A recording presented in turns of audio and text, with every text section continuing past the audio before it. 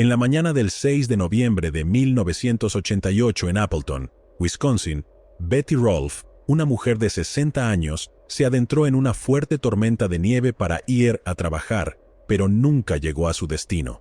Su cuerpo gravemente golpeado y parcialmente descubierto fue encontrado al día siguiente a unas cuadras de su casa. Durante más de 3 décadas, el asesino evadió a los detectives hasta que la tecnología del ADN reveló su identidad. ¿Quién era este asesino y por qué mató a una anciana que nunca hizo daño a nadie? El caso de hoy nos lleva a Appleton, una ciudad ubicada al norte del lago Winnebago, Wisconsin. Con una población de más de 75,000 personas, es la sexta ciudad más grande de Wisconsin. Appleton también es la sede del condado de Outagamie y es el hogar de la primera central hidroeléctrica de América, diseñada por la compañía Edison. La ciudad es famosa por albergar eventos regionales como Oktoberfest y el Mile of Music. Betty nació en 1928 en el pequeño pueblo de Port Williams, Ohio. La vida en Port Williams era sencilla y Betty creció rodeada de personas que realmente se preocupaban por ella. Después de graduarse de la escuela secundaria, trabajó en diferentes empleos para llegar a fin de mes, incluyendo contabilidad, lavandería e incluso un hogar de ancianos. En algún momento conoció a Charles, un militar que servía en la Fuerza Aérea y estaba destinado en una base cercana a Port Williams. Pronto comenzaron una relación romántica, y después de salir por un tiempo, Charles le pidió a Betty que se casara con él. Apenas pudo ocultar su alegría ante la propuesta, y no dudó en decir que sí. Después de la boda, se mudaron a Appleton, donde se establecieron y comenzaron su vida juntos. En su nuevo entorno, la pareja consiguió diferentes empleos.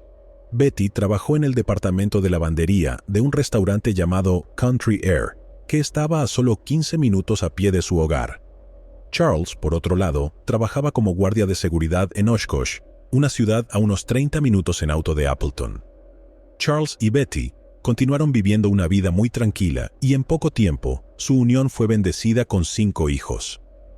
Betty fue una madre maravillosa para sus hijos y se aseguró de que los lazos que existían entre los miembros de su familia se mantuvieran fuertes. Era una mujer hermosa, buena cocinera y gran artista. Era una madre, dijo Sheila, la hija de Betty. Era una hermosa alma y la persona más dulce que puedas imaginar. Tenía un corazón de oro, afirmó Sue Shrenka, nieta de Betty. Entre otras cosas, a Betty también le encantaban las reuniones familiares y las fechas festivas y, durante estas ocasiones, los miembros de su familia esperaban con ansias los deliciosos panes, pasteles y otros dulces que solía hacer. La Navidad era su época favorita, añadió Sheila. Además, Betty también era un rostro familiar en el vecindario, y la mayoría de las personas que la conocían no podían evitar amar su cálida personalidad.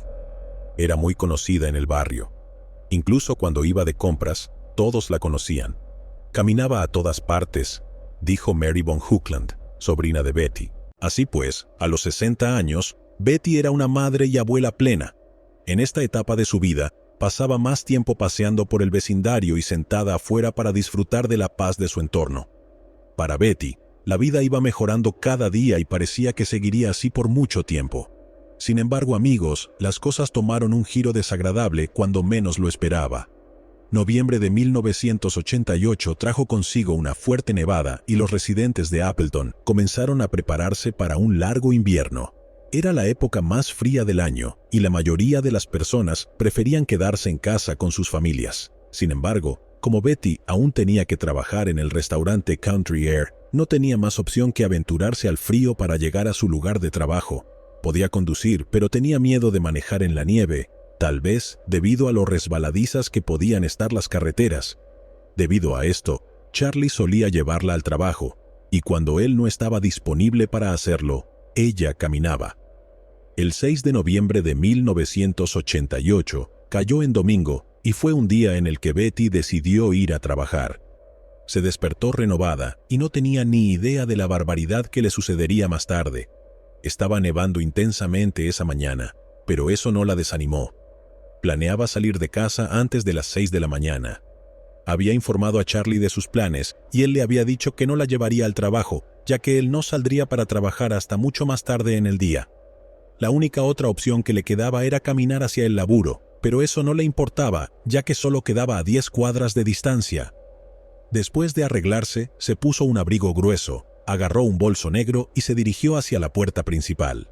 Cuando la abrió, sintió de inmediato la ráfaga de un viento frío y la nieve húmeda en su rostro, pero su abrigo hizo un buen trabajo manteniéndola caliente. Luego salió, cerró la puerta y se dirigió en dirección a su lugar de trabajo.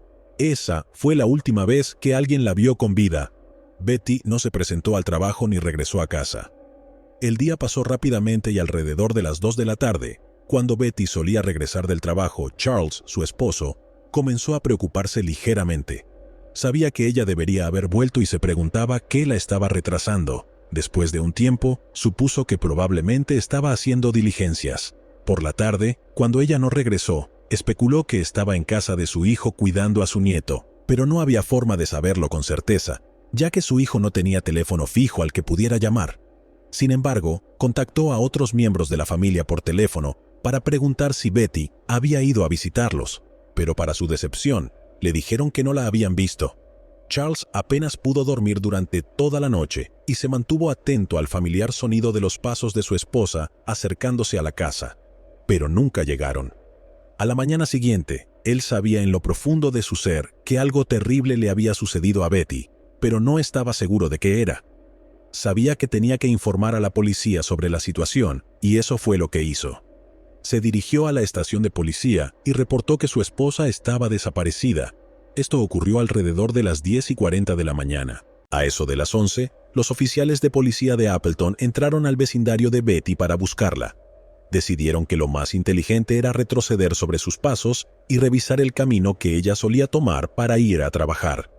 Un oficial partió desde su casa y comenzó a caminar por los senderos que ella solía tomar normalmente.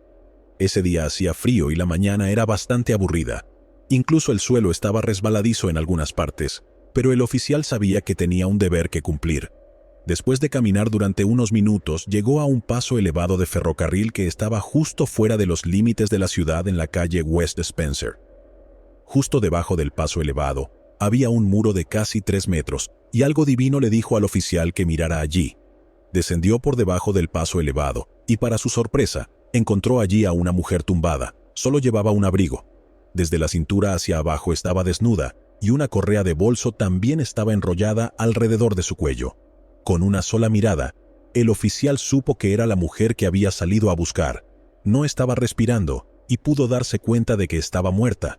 Era obvio que había estado así durante bastante tiempo. Una cosa que el oficial notó fue que el cuerpo estaba bien oculto, de modo que los pasajeros y los trenes que pasaban no lo habrían visto fácilmente. Inmediatamente, informó por radio del descubrimiento, y en cuestión de minutos, llegaron al lugar vehículos de policía y una ambulancia. El cuerpo de Betty fue colocado en una bolsa para cadáveres y llevado al laboratorio de criminalística de Wisconsin para la autopsia. Cuando la familia de Betty se enteró de que ya no estaba entre nosotros, quedaron más que devastados. Fue un golpe terrible e inesperado. Estaba en shock, recuerda Sue, el día en que se enteró de la muerte de su abuela. Muchos amigos y bienhechores fueron a ofrecer sus condolencias a la familia de Betty después de enterarse de su muerte. Nunca hizo daño a nadie, se ocupaba de sus asuntos, dijo Carol Bailey, hermana de Betty. La autopsia realizada en el cuerpo de Betty reveló que, además de ser agredida sexualmente, había sido golpeada con fuerza en la cabeza y la cara con un objeto. Y eso no era todo, amigos, ya que el agresor también la había estrangulado sin piedad. El patólogo forense que realizó la autopsia pudo tomar muestras del cuerpo de Betty, y estas muestras contenían ADN que había dejado el asesino. Sin embargo, hubo un gran problema. En ese momento, la tecnología para realizar pruebas de ADN aún no estaba disponible. Como resultado, las muestras tuvieron que ser guardadas de manera segura con la esperanza de que el futuro ofreciera mejores posibilidades en cuanto a las pruebas de ADN.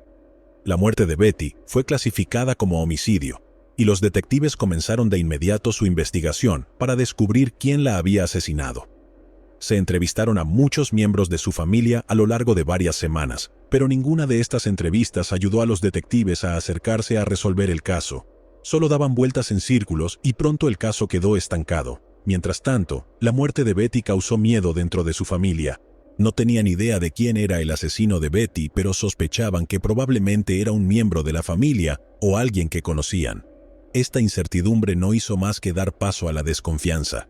No fue hasta septiembre de 2001, casi 13 años después del asesinato de Betty, que se realizaría un análisis de ADN en las muestras tomadas de su cuerpo. Los detectives pudieron crear un perfil de ADN del asesino a partir del ADN obtenido, y el perfil se ingresó en la base de datos CODIS a nivel nacional. Con este hito importante que se logró, los detectives sabían que estaban más cerca que nunca de resolver el caso. Lo siguiente que hicieron fue obtener el ADN de las personas relacionadas con Betty y compararlo con el perfil de ADN del sospechoso. No se encontró ninguna coincidencia al hacer esto, lo que permitió descartar a los miembros de su familia como el asesino. Después de esto, el perfil también fue comparado con el ADN de delincuentes conocidos disponibles en la base de datos, pero aún no se encontró ninguna coincidencia. Fue un periodo frustrante para los detectives, por lo tanto, la esperanza que tenían al principio cuando se desarrolló el perfil de ADN del sospechoso se desvaneció gradualmente. Pasaron años después de esto, y la identidad del asesino de Betty seguía siendo un misterio. No sabíamos si esta persona estaba fallecida, o si por el contrario tenía otros delitos, dijo Sue. Para el año 2015, cuando la policía fue entrevistada por los medios de comunicación, habían perdido toda esperanza de que el asesino de Betty fuera encontrado. No creo que se resuelva nunca, dijo Charlie, el hijo de Betty, en ese momento. A pesar de que habían aceptado que el asesino podría quedar impune por el crimen, seguían sintiendo ira y angustia causadas por el asesinato de Betty. Todavía hay ira, dijo Charlie. ¿Por qué alguien se llevaría su vida? El asesino no tiene moral ni conciencia, agregó. Alrededor de la misma época, los detectives que trabajaban en el caso también fueron entrevistados y dejaron claro que, aunque el caso estaba abierto, no se estaba trabajando activamente en él. Cada vez que obtenemos alguna información, intentamos seguirla, dijo el teniente Terry Hammond del departamento del sheriff del condado de Outagamie. Sin embargo, el tiempo entre las pistas se hace cada vez mayor. Después de esto, las cosas volvieron a estar tranquilas. En 2019, los detectives decidieron utilizar un enfoque completamente nuevo para encontrar al sospechoso. La herramienta que emplearon se llamaba búsqueda de ADN familiar. La búsqueda de ADN familiar permite buscar el perfil de ADN de una persona no identificada en la base de datos. El proceso identifica una lista de posibles candidatos que están estrechamente relacionados con el ADN desconocido. Después de que los detectives realizaron la búsqueda de ADN familiar, pudieron centrarse en dos hombres. Uno de ellos se llamaba Gene Myers, mientras que al otro solo se le identificó con sus iniciales, CM. Resultó que los dos hombres eran hermanos de sangre, y los detectives se propusieron localizar a ambos. La primera persona a la que contactaron fue a CM, y no perdieron tiempo en explicarle la razón por la que estaba siendo investigado. Después de escucharlo, CM decidió cooperar plenamente. Le pidieron que proporcionara una muestra de saliva, que fue enviada al Laboratorio de Criminalística de Wisconsin para su análisis. Cuando salieron los resultados, mostraron que CM no era el hombre que buscaban. Ahora que CM ya no era sospechoso, la atención se centró en su hermano Gene. Los detectives se sentaron con CM y le hicieron preguntas sobre Gene. Según lo que CM les contó, no había visto a Gene durante mucho tiempo y por eso creía que su hermano estaba muerto. Sin embargo, los detectives descubrieron algo importante mientras interrogaban a CM. En la década de 1980, Gene había estado viviendo a aproximadamente 800 metros del lugar donde se encontró el cuerpo de Betty. Con esta información, los detectives supieron que estaban ante algo importante. Los detectives también localizaron a una sobrina de Gene, y al hablar con ella, pudieron hacer un descubrimiento clave. La sobrina de Gene les dijo que en 1988, alrededor del momento de la muerte de Betty, Gene había llamado a su madre, que era hermana de Gene, para despedirse porque se iba de Wisconsin. Después de que terminó la llamada, ella notó que su madre estaba agitada, y por esa razón le preguntó qué había sucedido, pero su madre respondió diciendo que tenía un secreto y que se lo llevaría a la tumba. A pesar de todos los esfuerzos por hacer que su madre revelara el secreto, no tuvo éxito. Después de esta revelación, los detectives agradecieron a la sobrina de Gene por su tiempo y decidieron que era hora de buscar a Gene mismo, ya que no había registros que indicaran que estaba muerto, Creían firmemente que estaba vivo y estaban decididos a encontrarlo. Después de varias semanas, lograron encontrarlo viviendo una vida tranquila y pacífica en el estado de Washington. Tenía una camioneta, y su residencia estaba a 1 hora al sur de Tacoma. Todo en él parecía bastante normal. Por alguna razón, los detectives no se acercaron a él, sino que optaron por vigilarlo desde la distancia. El FBI se encargó de llevar a cabo la vigilancia. El 21 de noviembre de 2022, los agentes del FBI lograron obtener su ADN. Un agente se acercó a su vehículo, que estaba estacionado, y tomó muestras del picaporte de la puerta de su camioneta. Estas muestras fueron enviadas al Laboratorio de Criminología de Wisconsin para su análisis. Solo quedaba esperar el resultado. Después de algunas semanas, los resultados salieron y era lo que los detectives esperaban. El perfil de ADN que se procesó coincidía perfectamente con el de la muestra que se tomó del cuerpo de Betty en noviembre de 1988. Con esto, los detectives supieron que el caso se había resuelto. El 7 de diciembre, Jean fue arrestado por la oficina del sheriff del condado de Outagamie, el FBI, y la oficina del sheriff del condado de Pierce en Washington. En el momento de su arresto, tenía 66 años. Se le acusó de homicidio intencional en primer grado y agresión sexual en primer grado con un arma. Después del arresto, se contactó a la familia de Betty y se les dio la noticia. Apenas podían creer lo que escuchaban. Hemos tenido que sentarnos y preguntarnos sobre esto todos los días de nuestras vidas durante 34 años, dijo Sheila, la hija de Betty. Pensábamos que el asesino iba a ser alguien a quien conocíamos. También se sintieron aliviados de que el caso se hubiera cerrado y apreciaron los esfuerzos de los detectives. Gracias a Dios por las pruebas de ADN, dijo Sue. De lo contrario, nunca lo habríamos atrapado y se habría salido con la suya. Todos están felices de que haya sido capturado, agregó. En este momento, Jean está preso en la cárcel del condado de Pierce en Washington y será trasladado posteriormente a Wisconsin, donde ocurrió el crimen. Sheila espera que la justicia siga su curso y que Jean reciba un castigo adecuado por el delito que cometió. Nos quitó todo. Mi mamá no merecía eso y nunca debería haber sucedido, especialmente de una manera tan cruel. Ella era una persona inocente. Quiero estar en el tribunal cada vez que Myers esté allí. Ahora pueden ponerlo donde pertenece. Si Jean es declarado culpable de los cargos en su contra, podría enfrentar cadena perpetua. No hay nada que se pueda hacer para traer de vuelta a Betty. Sin embargo, hay seguridad en que su asesino no quede impune por lo que hizo. Llegados aquí, ¿acaso no has visto este otro crimen? Yo no me lo perdería,